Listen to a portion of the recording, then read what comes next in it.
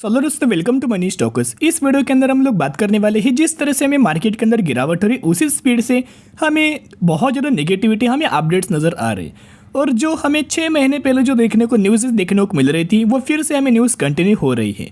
तो उसके रिगार्डिंग दोस्तों हम लोग बात करेंगे, लेकिन 3 अपडेट्स के बारे में हम लोग बात करेंगे। इन्हीं अपडेट्स के रिगार्डिंग ही हमें मार्केट्स के अंदर हमें गिरावट हो रही है। सबसे पहले अगर आप इंडाइसेस के अंदर अगर आप देखोगे आज के दिन का जो परफॉर्मेंस है निफ्टी बैंक के अंदर देखोगे तो 1% की तेज़ी है। सही बात है। निफ्टी ऑटो के अंदर दोस्तों अगर आप देखोगे तो निफ्टी ऑटो के अंदर ऑलमोस्ट 1.5% की गिरावट है। फिर निफ्टी फिन सर्विसेज के अंदर अगर आप देखोगे जहां 0.77% की पॉजिटिविटी है। निफ्टी आईटी अगर आप देखोगे तो निफ्टी आईटी के अंदर ऑलमोस्ट 2% की गिरावट है। जब हमें फ्राइडे के दिन दोस्तों मार्केट जब क्लोज हुआ था तो अब यूएस मार्केट ओपन था, तो जिसकी वजह से यूएस मार्केट के अंदर हमें गिरावट फ्राइडे के दिन हो चुके थे। जैसे मैंने वही दिन आपके साथ शेयर किया था, सैटरडे संडे के दिन भी मैंने आपके साथ शेयर किया कि मंडे के दिन हमें आईटी सेक्टर के अंदर गिरावट का बहुत ज़्यादा चांस है। और उसी तरह हमें निफ्टी आईटी के अंदर आज के दिन ऑलमोस्ट 2% की गिरावट हमें देखने को मिल चुकी है। तो सबसे पहले जो रीज़न है क्यों हमें मार्केट के अंदर दोस्तों आज के दिन हमें गिरावट हुई, क्यों हमें कमजोरी नजर आई, इसके पीछे का रीज़न एक ही है कि डाउ जोन्स का दोस्तों अगर आप आज के दिन का फ्राइडे के दिन का अगर आप परफॉर्मेंस देखोगे तो 1% की गिरावट हमें फ्राइडे के दिन डाउ जोन्स के अंदर नजर आ चुकी थी। और निफ्टी आईटी के अंदर क्यों हमें आज के दिन गिरावट आई, क्योंकि फ्राइडे के दिन ही हमें नैस्डैक के अंदर भी दोस्तों गिरावट नजर आई थी ऑलमोस्ट 2% के आसपास।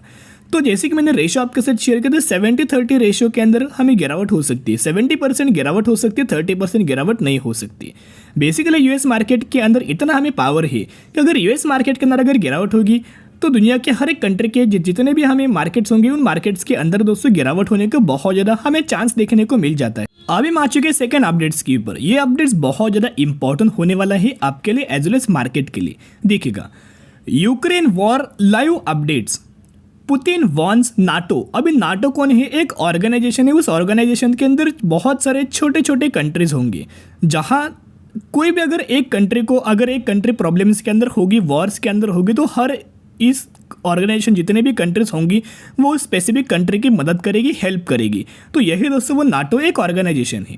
Nuclear capability can't be ignore, future world order is being decided, Russia sees. तो रशिया का दोस्तों ये मानना है कि जनरल रशिया को कौन सपोर्ट कर रहा है? रशिया को चाइना दोस्तों सपोर्ट कर रहा है। सही बात है। यूक्रेन को कौन सपोर्ट कर रहा है? यूक्रेन को यूएस सपोर्ट कर रहा है। क्या इंडिया रशिया को सपोर्ट कर रहा है? नहीं, इंडिया दोस्तों ना यूक्रेन को सपोर्ट कर रहा है ना रशिया को सपोर्ट कर रहा है।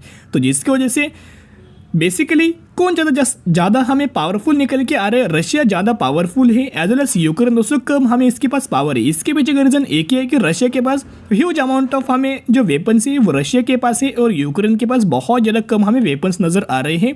तो इनका ये मानना है कि जनरली यूक्रेन को बहुत सारे हमें जो नाटो जो ऑर्गेनाइजेशन है उसके अंदर बहुत सारे कंट्रीज सपोर्ट कर रहे हैं। तो इसी की वजह से हमें जो रशिया है बहुत ज़्यादा आइसोलेट हो चुका है। यहाँ भी दोस्तों स्टेटमेंट आप यहाँ देख सकते हो, रशिया में आइसोलेट होते नजर आया है। और ये जो स्टेटमेंट है हमें रशिया के जो फॉरेन मिनिस्टर है इन्हीं की तरफ से हमें स्टेटमेंट निकल के आ चुका है। यहाँ दोस्तों कंप्लीट न्यूज़ भी आप यहाँ देख सकते हो। Russia foreign minister said that west wanted to isolated and even dismember Russia and added that the future world order is being decided। Second दोस्तों अगर आप अपडेट्स देखोगे तो ये भी हमें अपडेट्स आज के दिन हमें देखने को मिल चुका है। तो चलिए अपडेट्स के बारे में हम लोग बात करते हैं। China lethal aid to Russia for Ukraine war.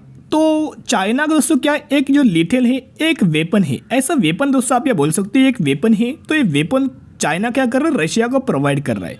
Russia for Ukraine war को come at the real cost says US. तो बेसिकली यूएस ने एक चेतावनी दी है। यूएस किसको सपोर्ट कर रहा है? यूक्रेन को सपोर्ट कर रहा है। तो यूएस ने ये बोला है कि चाइना को कि जो आपके पास जो वेपन है वो रशिया को ना दें। तो इसी के चलते हमें यूएस की तरफ से एक स्टेटमेंट हमें चाइना को दिया गया है। तो जिसकी वजह से क्या वॉर खत्म हो चुका है। वॉर दोस्तों कभी भी स्टार्ट हो सकता है। अगर वॉर दोस्तों स्टार्ट हुआ तो फिर हमें मार्केट्स के अंदर और दोस्तों गिरावट हम होने का बहुत ज़्यादा हमें चांस नज़र आ रहा है। तो ये थी आज के दिन न्यूज़ेस, जिन न्यूज़ के कारण ही मार्केट्स के अंदर हमें इम्पैक्ट नज़र आ चुका है। सेकंड अपडेट, थर्ड अपडेट्स का अगर आप देखोगे तो क्यों हमें मार्केट के अंदर सेकंड हाफ के अंदर हमें तेज़ी आया और फर्स्ट हाफ के अंदर क्यों गिरावट हुआ, न्यूज़ के बारे में तो कवर किया, लेकिन सेकंड हाफ के अंदर क्यों रिकवर हुआ उसके बारे में बात करेंगे। डैक्स अगर आप इंडेक्स के अंदर देखोगे 1.5% की तेज़ी, FTSE इंडेक्स देखोगे तो ऑलमोस्ट 1% की तेज़ी, CAC 40 अगर आप देखोगे 1.5% की तेज़ी, यूरो के अंदर 2%, FTSE मिप के अंदर 2% और आईबेक्स के अंदर ऑलमोस्ट हमें 1.5% की तेज़ी निकल के आई है।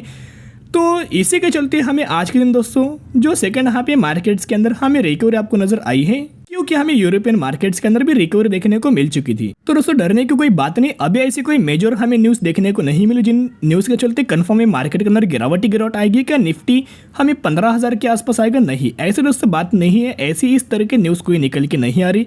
तो पैनिक मत होना, अच्छे शेयर्स के अंदर बाइंग करना, फंडामेंटल स्ट्रॉन्ग शेयर के अंदर buy on dip strategy apply करना और लंबे समय के लिए होल्ड करके चल सकते हो। आज के लिए इतने, अगर आपको वीडियो पसंद है जरूर वीडियो को लाइक शेयर और सब्सक्राइब कर सकते हो। फिर मिलेंगे, बाय।